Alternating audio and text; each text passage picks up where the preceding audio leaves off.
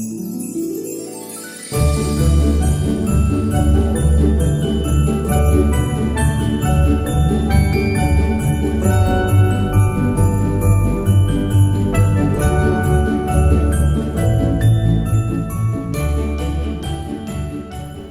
right. Good morning, everyone. Actually, it's the afternoon. Good afternoon. Um, yeah, lots of changes. Where do I start? Okay, well, let's get into it. As you guys can see, this is Roblox. Roblox is having the time of his life right now. Yes, the tank is fully open. So yeah, let's just kind of get into it with the humpbacks. So this was obviously not a easy decision, and we have decided to sell the humpbacks, pufferfish, Larry, and Chester, as you guys know. So why did we do this? All right, so before, obviously, I know some of you guys will probably be mad. Let's just say this, okay? A lot of people in this aquarium industry are very selfish when it comes to the well-being of a fish.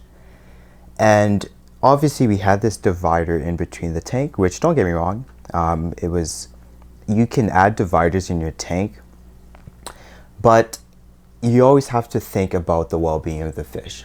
So for example, as you guys can see here, I'll just kind of go like this. There's a wave maker here, and then this is the inlet and the outlet of the pipe. So what happens is when you have a divider, and I only put the wave maker just so there would be some agitation on the top of the water on this side of the tank, just because the outlet pipe was already on this side. Oh, I think Roblox wants to say hi. Hey, Roblox. So what happens is when the water was flowing out and there was a divider, it wouldn't like this current wouldn't hit this side of the tank. So I added a pump in the back over here for Roblox, just so there would be a little bit more agitation. So when you look at a tank, right? Let me just grab something. A lot of people will have problems with ammonia spike. So realistically, a really good tank, you should have your wave maker on this side with the outlet flow. Why? Because the tank will then cycle like this and go back like this. But when you have a divider, what happens is the water gets pushed here, and there's only kind of like this cycle going on over here, but all the debris on the floor doesn't get picked up because why? There's a divider. So a lot of the time, if you look very closely in my tank, which is where the divider was, there's a lot of brown stuff on the floor, to the point the plants were getting a lot of brown stuff. And I'm also very known to keep a tank very clean. Like in the past, I would always get comments like, how do you keep your tank so clean? Well, it's because there's a divider, right? So, and again, you can do water change, but water change, it's a lot of water and it's a lot of work. So we've been kind of just like keeping that in the back of our mind. And then there was one night where I have a camera here that watches the fish.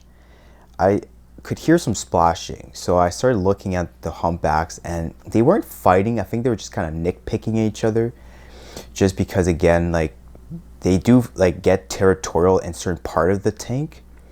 But I have a video and I'll pop it on the screen. They were fine together.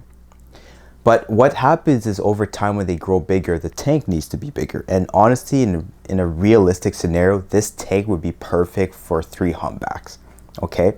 But because I had the divider right in the middle here, it was good for the meantime, just because they were only 3 inches.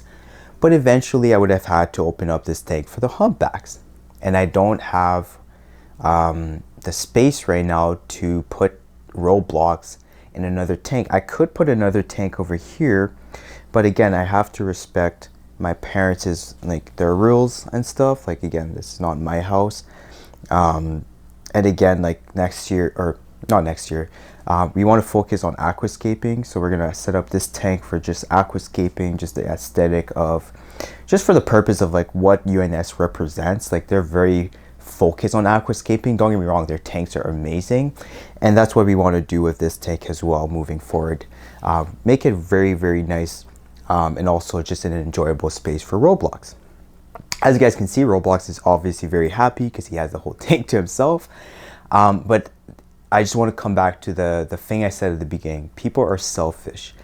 And, you know, as much as having a fish is cool, it's cute, and it's fun, you always have to think of the well-being of a fish. So Larry and Chester got rehomed in a 65-gallon. And this lady had pea puffers, red-eye puffers, so she's very experienced. And you can take like a positive thing from this whole experience. I've learned how to deworm a fish. I don't think anyone else would have done it properly, especially with pufferfish, just because they are very sensitive. I was very happy that I was able to get rid of the fluke worms. Like that was such a headache. You guys know it took me about a month to get the fluke worms off of Larry. Chester, it took 2 weeks. And again, I'm very excited moving forward. Now I know how to deworm a fish, and like what to do, what to not do, what to look for. And I'm happy I was the one that did it, because I don't know if anybody else would have caught the fluke worms. Maybe they would have just ignored it. And again, fluke worm over time can kill a fish. Okay, can kill a fish and also affect all the other fish in your tank. So this is kind of what's been going on. Obviously today, like you guys can see, it's not very pretty in this tank. Everything's just kind of thrown. I'm gonna be escaping the tank. I do enjoy my tank open like this. It's a lot prettier instead of having this black divider in the tank. But again, I just want to be very transparent with you guys with this decision. Roblox is very, very happy. He's turning red, more red every day. And he's also on, what are we feeding him right now? Worms, shrimp, frozen fish, and roach. So he's been eating a lot of food. We're gonna be buying some crickets, some frozen crickets soon, and hopefully he enjoys the crickets, because he doesn't like he likes the roach, but like he won't like eat it. Like he just takes like nibs and then spits everything out because he's fussy. So yeah, that's kind of what's been going on. Again, it's been a long journey. I think this year, when we look at kind of just the overall journey of the Puffer brother, it was experimental. Obviously, like with the loss of Reeboks, it was tough. Like it was tough to just figure out what was the best move for the Puffer brother. And obviously you guys enjoy the potato puffer fish, which again, it's very important when you are doing Instagram stuff, you stay true to your brand. And us, it's the potato puffer fish. And obviously we have Vic. Vic is still going to be part of the family. Don't get me wrong, we won't get rid of him. And then yeah, so next year we're going to be focusing on just increasing the quality of our content. We're going to be posting a lot more on YouTube, tips and tricks with just puffer fish in general. We get a lot of questions around just like, I guess, the care guide. And again, I just don't have the time to go into the details, but next year we will be making a little bit more of an effort for that. And again, we will be scaping this over here, which I'm very, very excited. We're going to make an Iwagumi style tank. I'm just waiting for UNS to get back to me, just because we didn't get the lids for these tanks, and I do want to have a lid for this. But I have already kind of a vision that I want to do for this, and I know you guys will really like it. And again, for this tank, we're gonna make it like kind of like a jungle style.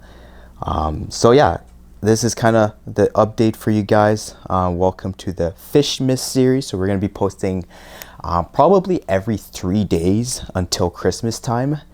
Every 3 days or every Sunday until Christmas time. So I hope you guys enjoyed the video. Leave a like, a comment some of the things you guys want to see in 2026. Again, we appreciate all your support. We're almost at 45K followers on Instagram, and it's time to ramp it up and keep going here. I'm very excited for what's to come. We have some amazing ideas to the table. There's gonna be some ASMR videos soon. And yeah, just super grateful for the community that we've built and just the support that you guys have been, you guys have been very, very patient with us this year. And obviously it's never easy as for us to make decision, but we always do what's best for the fish and the well-being of the aquarium. So I'll leave it to that, and I'll see you guys in the next FishMas video. Peace.